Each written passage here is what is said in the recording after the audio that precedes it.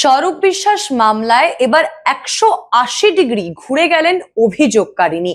সমস্ত শ্লীলতাহানির অভিযোগ অস্বীকার নির্যাতিতার।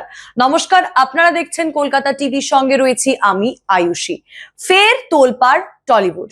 ঘটনার সূত্রপাত এই চলতি বছরের জুন মাসে নিউ আলিপুর থানায় একটি অভিযোগ দায়ের হয় এবং সেই অভিযোগের ভিত্তিতে গ্রেপ্তার হন তৃণমূল নেতা তথা প্রাক্তন ফেডারেশনের সভাপতি স্বরূপ বিশ্বাস, প্রাক্তন মন্ত্রী অরূপ বিশ্বাসের ভাই। অভিযোগ করেছিলেন একজন মেকআপ আর্টিস্ট যার নাম সিমরন পাল। তিনি অভিযোগ করেন যে বহু বছর ধরে টলিউডে তিনি কাজ পাচ্ছেন না, তাকে ইচ্ছা করে বয়কট করা হয়েছে, ইচ্ছে করে একঘরে করে দেওয়া হয়েছে, এমনকি টাকার বদলেও কাজ দেওয়ার একটা প্রস্তাব তাকে দেওয়া হয়েছে। শুধু টাকাই নয়, যৌন প্রস্তাবও কিন্তু তাকে দেওয়া হয়েছে বলে তিনি অভিযোগ করেছেন যে কাজের বদলে তাকে যৌন প্রস্তাব দেওয়া হয়েছে। তার সঙ্গে তিনি স্বরূপ বিশ্বাসের বিরুদ্ধে একটি শ্লীলতাহানির অভিযোগও করেন। সমস্ত অভিযোগের কারণে 4 জুন গ্রেপ্তার হন স্বরূপ বিশ্বাস এবং পরের দিন তাকে আলিপুর আদালতে পেশ করা হয়।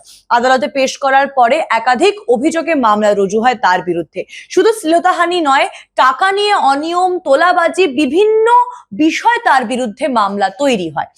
এবার দেখা যাচ্ছে আগের দিন অর্থাৎ শুক্রবার লাইভে আসেন সেই মেকআপ আর্টিস্ট অভিযোগকারিনী সিমরন পাল এবং লাইভে এসে তিনি বলেন স্বরূপ বিশ্বাস তাকে নাকি শ্লীলতাহানি করেন। কি বলেছেন তিনি সেটা একবার শুনে নিন। নমস্কার, আমি সিমরন পাল। আপনারা আশা করি আমাকে ভালোভাবেই চেনেন। যে আজকে ইন্ডাস্ট্রির যেই অশান্তি, যেই কাজ না পাওয়ার যে আমি ভিডিও করেছিলাম, তো আপনারা ভালোভাবেই আমাকে চেনেন এবং আর একটা বিষয় চেনেন, যেটা হচ্ছে 4 জুন স্বরূপ বিশ্বাস, আমাদের যে ফেডারেশন গিল্ডের প্রেসিডেন্ট, সে কিন্তু অ্যারেস্ট হয়েছিল। তো তার নিয়ে আমি কিছু কথা আজকে বলতে এসেছি। এটাই হচ্ছে সত্য কথা, যেটা আমি এতদিন বুকে বয়ে নিয়ে বেড়াচ্ছিলাম, যেটা একেবারেই সত্যি না। সেই দোষ, সেই অপরাধ আমি মাথায় নিয়ে বয়ে বেড়াচ্ছিলাম, সেই সত্যটা আজকে আমি আপনাদের কাছে তুলে ধরতে চাই। প্লিজ আপনারা একটু শুনবেন। প্রথমত কথা হচ্ছে যে আজকে 4 জুন 2026 স্বরূপ বিশ্বাস আমার কমপ্লেনে অ্যারেস্ট হলো। কিন্তু বিশ্বাস করুন, আজকে আমার যার সঙ্গে বাদ বিবাদ ছিল, বাপি মালাকার, আমাদের গিল্ড সেক্রেটারি, এবং শান্তনু দে, এই দুজনকে নিয়ে আমার ঝগড়া, অশান্তি, বাদ বিবাদ এদের দুজনের সঙ্গে ছিল। কিন্তু হঠাৎ করে স্বরূপ বিশ্বাস এখানে কেন চলে এলো আমি বুঝতে পারলাম না। এবং কিছু মানুষের মিথ্যে প্ররোচনায় এবং মিথ্যে একটা এলিগেশনে লাগাতে বলেছিল আমাকে, যেখানে আমি ওদের কথায় নেচে এবং ওদের কথা শুনে আমি এসব কথাগুলো বলেছিলাম আমার কমপ্লেনে। এবং সেটা কমপ্লেনে আমি কিন্তু কখনোই বলিনি যে স্বরূপ বিশ্বাস আমাকে শ্লীলতাহানি করেছে, এবং স্বরূপ বিশ্বাস আমাকে কোনো জায়গায় ডেকে বা ফোনেও মধ্যেও আমাকে শ্লীলতাহানি করেছে, সেটা কখনো কিন্তু আমি কমপ্লেনে কিন্তু আমি লিখিনি। এবং যেই কমপ্লেনটা লেখা হয়েছে সেই হ্যান্ডরাইটিংটাও কিন্তু আমার না। এবং সেই হ্যান্ডরাইটিংয়ে যে সইটা হয়তো আমাকে দিয়ে জোরজবস্তি করিয়েছে, কিন্তু আমার যেসব জবানবন্দিগুলো সেটা কিন্তু স্বরূপ বিশ্বাসকে নিয়ে না। স্বরূপ বিশ্বাস আমার কোনো পার্সোনাল শত্রুই হয় না। উনি তো একটা মানে আমাদের ফেডারেশন গিল্ডের প্রেসিডেন্ট, ওনাকে নিয়ে আমি কি করে নোংরা কথা বলতে পারি? এর আগেও অনেক বাইট আমি দিয়েছি। বাইটে আপনারা শুনেছেন যে আমার বাড়িতে এসছিল থেটটা দিতে, সে কিন্তু দাদার কথা বলেছে, কিন্তু দাদা কিন্তু মানে স্বরূপদা কিন্তু এসে কিন্তু আমাকে কখনো শ্লীলতাহানি করেনি। যেটা করেনি সেটা আমি কেন বলবো? আর আমি না ওনাকে চিনি, না উনি আমাকে চেনে, কখনোই না। আমি কিছুদিন আগে আমার একটা সোশ্যাল মিডিয়াতে একটা ভয়েস রেকর্ড বেরিয়েছে, যেটাতে আমি নিজেই স্বীকার করেছি না উনি তো আমাকে শ্লীলতাহানি করেনি। আর এই জবানবন্দিটা আমি নিউ আলিপুর থানাতেও দিইনি। তাই কাজেই উনি মানে আমি তো ওনার আমার জবানবন্দিটা দিইনি, তারপরেও কেন উনি অ্যারেস্ট হলো সেটা কিন্তু আমি বলতে পারবো না কি কারণে অ্যারেস্ট হলো। যারা আমাকে মলেস্ট করেছিল, মানে আমাকে তাদের প্ররোচনা দিয়ে বা তাদের বুদ্ধি আমি শুনেছিলাম, এবং যারা বলেছিল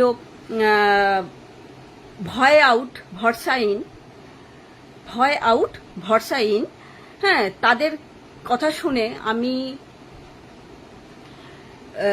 নিউ আলিপুর থানাতে গিয়ে আমি আমার নিজের জবানবন্দিটা দিলাম। দেওয়ার পরে আমি বুঝতে পারলাম না রাত্রি 9টার সময় কি করে স্বরূপবাবু বা স্বরূপ বিশ্বাস কি করে অ্যারেস্ট হয়ে গেল। কেন আমার মূল বিষয়টা স্বরূপ বিশ্বাসকে নিয়ে না, মূল বিষয়টা হচ্ছে আমার শান্তনু দে এবং বাপি মালাকারকে নিয়ে। আর মেন কথা হচ্ছে আমার যে কমপ্লেন, সেই কমপ্লেনটা আমি জানি আমি কি বলেছি ওইখানে, সেটা হয়তো আপনারা জানতে পারবেন না, কারণ আপনাদের জানার তো বিষয় না। তো আমি ওইখানে বলেছিলাম যে আমাকে বাড়িতে থ্রেট দিতে এসছিল, গুলি করতে এসছিল, বেশ এটুকুনি বলেছি। আমি আজকে 15টা বছরের উপরে এই ইন্ডাস্ট্রিতে রয়েছি। দাদাকে, স্বরূপদাকে আমি অনেক বছর ধরে চিনি, কিন্তু আমরা সামনে কখনোই ওনার সঙ্গে মানে সামনাসামনি হইনি বা সামনাসামনি হয়ে কথা আমি বলিনি। তো আমি তো ওনার নামে কোনো বাজে কোনো এলিগেশন আমি আজও পর্যন্ত শুনিনি। তাহলে কেন ওনাকে অ্যারেস্ট করা হলো আমি ঠিক বলতে পারবো না। কাজেই আমি এই ব্যাপার নিয়ে প্রচন্ড পরিমাণে দুঃখিত, এবং আমি নিজের বিবেকের কাছে খুবই আমার খারাপ লেগেছে যে আজকে এই মানুষটা স্বরূপ বিশ্বাস মানে আমার সবাই দেখালো যে আমার জবানবন্দির জন্য মানে আমাকে একটা দোষীদার করে দিয়ে আমার মিথ্যে জবানবন্দি মানে চালিয়ে উনি অ্যারেস্ট হয়েছে। মানে 42টা দিন উনি আমার জন্য জেল খাটলো। কিন্তু বিশ্বাস করুন এটা একেবারেই সত্যি না। আমি ওনার নামে কোনো এলিগেশনই নিয়ে আসিনি, কোনো দিনের জন্য না। আমি আগেও বলেছিলাম দাদা আমার সঙ্গে শ্লীলতাহানি করেনি, কেন উনি ওরকম মানুষই না। কেন ওনাকে হয়তো আমি কাছ থেকে কথা বলিনি বা ওনার সঙ্গে আমি কাছ থেকে দেখা করে কখনো বসে ওনার সঙ্গে আমি কথা বলিনি, কিন্তু ওনার তো একটা রেপুটেশন আছে যেটুকু আমি জানি, যে উনি মানুষটা ভালো এবং মেয়েদেরকে সম্মান দেয়, সম্মান দিতে জানে। তাহলে কি করে বলুন তো এরকম মিথ্যে এলিগেশনটা নিয়ে আসতে পারি? কিন্তু হ্যাঁ, কিছু মানুষের প্ররোচনায় এসে আমি হয়তো নিউ আলিপুর থানাতে গিয়ে লিখিত জবানবন্দি করেছি, কিন্তু সেটা কি করেছি সেটা বাপি মালাকার এবং শান্তনু দের নামে। আমি দাদার নামটা কেন বলতে যাব? তাই বারবার করে একটা কথাই বলছি, সবাই হয়তো আমাকে তোমরা খারাপ ভাবছো যে আমার জন্য আমার কথায় আমার মানে মানে এলিগেশনে বা আমার জবানবন্দিতে দাদা আজকে অ্যারেস্ট হয়েছে। কিন্তু না, সত্যিটা এইটা না, সত্যিটা হয়তো অন্য কিছু। কারোর মিথ্যে একটা জালে হয়তো দাদা ফেসেছে এবং তার মধ্যে থেকে আমিও ফেসেছি। তো একটা কথাই বলতে চাই যে সত্যি আমি ভিকটিম আগেও ছিলাম, এখনো আছি, জানি না পরবর্তী সময় কি হবে। আমি দাদার নামে কালো শ্লীলতাহানির অভিযোগ নিয়ে আসিনি, আজও বলছি না, এবং আগামী কালও আমি সেটাই বলবো যে আমাকে দাদা কখনোই ডেকে কোনো জায়গায় আমাকে শ্লীলতাহানি করেনি, কেন উনি ওরকম মানুষই না। আর লাস্ট একটা কথাই বলতে চাই, দাদাও শুনেছি দুটো মেয়ের বাবা এবং আমিও কিন্তু দুটো মেয়ের মা। তো কাজেই আমি সেই দুঃখটা যন্ত্রণাটা জানি যে কার কোথায় কি যন্ত্রণা, কার কোথায় দুঃখ। তাই এই কারণে আমি আমার নিজের বিবেকের তাগিদে এবং আমার খুব খারাপ লেগেছে, তার জন্য কিন্তু আমি নিউ আলিপুর আমি যে কেসের মাধ্যমে যে ওনার জেলটা হয়েছিল ওই কেসটা আমি তুলে নিয়েছি, এবং আমার উকিলকে দিয়ে আমি হাঁটাচলা করে আমি তুলে নিয়েছি। এর জন্য আমাকে কেউ কোনো সময় মানে প্রেশার করেনি বা ইয়ে করেনি, আমার নিজের বিবেকের খাতিরে আমি তুলে নিয়েছি। কারণ আমি যখন দেখলাম দাদা তো কোনো দোষী না, তাহলে কেন দাদা এরকম ভাবে জেলের মধ্যে বন্দী হয়ে থাকবে এবং জেল খাটবে কেন, কিসের জন্য? ওই জন্য এই বিবেচনার মাধ্যমে আমি আমার বিবেকের খাতিরে আমি কেসটা তুলে নিয়েছি। এবং আমি একটা কথাই বলতে চাই যে দেখুন, যারা যারা আমাকে এরকম বুদ্ধি দিয়েছিল, কুবুদ্ধি দিয়েছিল আমাকে এই কাজটা করানোর জন্য, আমার জমাট মধ্যে আমি একরকম রেখেছি, তারা অন্যভাবে খাটিয়ে দাদাকে অ্যারেস্ট করিয়েছে। তো তাদের কথা আমি আর বলতে চাইছি না, কারণ আগামী সময়ে আমি আর কোনো ঝঞ্ঝাট চাইছি না। এই 2 মাস আমি যে কি কষ্ট করছি সেটা তো আমি জানি। যাদের বুদ্ধির প্ররোচনাতে আমাকে এই কাজটা করানো হয়েছিল, তারা কিন্তু একেবারে আমাকে খোঁজ নিয়ে দেখেনি যে আমি কিরকম আছি, কি খেলাম, কি পড়লাম, এবার কিভাবে চলছি, তারা কিন্তু একেবারের জন্য খোঁজ নিয়ে দেখেনি। তাই কাজেই আমি তাদের সঙ্গে কোনো ঝঞ্ঝাট আমি করতে চাইছি না। এবং আগামী সময়ে যদি আপনাদের কোনো জিজ্ঞাসা বাবদ কিছু করতে লাগে, তাহলে আপনারা আমার উকিল যে আছে তার কাছে আপনারা জিজ্ঞাসা করে নেবেন। আমি আর কোনো ব্যাপারে আমি ঝঞ্ঝাটের মধ্যে যেতে চাইছি না। এবং আমি আমাদের এখানে টালিগঞ্জে যে বিধায়ক আছে, বিধায়িকা পাপি অধিকারী, ওনার কাছে আমি একটা আর্জি জানাচ্ছি যে দিদি, আজকে কাজের জন্য আজকে এত ঝামেলা ঝঞ্ঝাট, এত আমাকে সাফার করতে হলো, আলটিমেট কিন্তু আমি কাজটা কিন্তু পেলাম না। সেই কাজ আমি কিন্তু সেই বাড়িতেই বসে রয়েছি। তো আপনি প্লিজ আপনি আমার কাজের জায়গাটা একটু দেখুন, কেন আমি সংসারটা চালাতে পারছি না। ওই জন্য আপনি একটু প্লিজ আমার কাজের জায়গাটা দেখুন, আমি যেন কাজে ফিরতে পারি। আমার কাজটা নিয়েই তো আমি এত যুদ্ধ করেছি। আমি কাউকে মিথ্যে এলিগেশনে দেওয়ার জন্য যুদ্ধটা করিনি। আমার সঙ্গে যা যা কাহিনী, যা যা ঘটনা ঘটেছিল, সেই ঘটনাই আমি তুলে ধরেছি। সেটা হচ্ছে বাপি মালাকার এবং শান্তনুদের নামে। তার বাইরে কিন্তু আমি দাদার কথা কখনো বলিনি, কখনো মিথ্যে কথা আমি এলিগেশনটা নিয়ে আসিনি যে দাদা আমার কাছে আমার সঙ্গে শ্লীলতাহানি করেছে। কেন, উনি ওরকম মানুষ না, এবং ওনার রেপুটেশন যথেষ্ট ভালো আমাদের ইন্ডাস্ট্রিতে। তাহলে আমি কি করে, কেন আমি ওনার নামে মিথ্যে আমি কথা শুনতে যাব? তাই আমি সৌরভদাকে, যদি আমার ভিডিওটা সৌরভদা দেখে থাকে, আমি সৌরভদাকে একটা কথাই বলবো যে দাদা, ভুলবশতই মানুষ মানে ইয়ে করেই মানুষ ভুল করে, মানে জেনে অজানেই ভুল করে। আপনি প্লিজ আমাকে, আমার ভুল হয়ে গেছে, কারোর প্ররোচনা শুনে, মিথ্যে প্ররোচনা শুনে আমাকে করানো হয়েছে। তো আপনি প্লিজ আমাকে ক্ষমা করে দিন। আমি কথা ভালো করে বলতে পারছি না, কেন আমি একটু ফার্স্টেডেড আছি, আমি ভালোভাবে কথা বলতে পারছি না। প্লিজ আপনি আমাকে ক্ষমা করে দিন, যা শাস্তি দেবেন আমি মাথা পেতে নেব।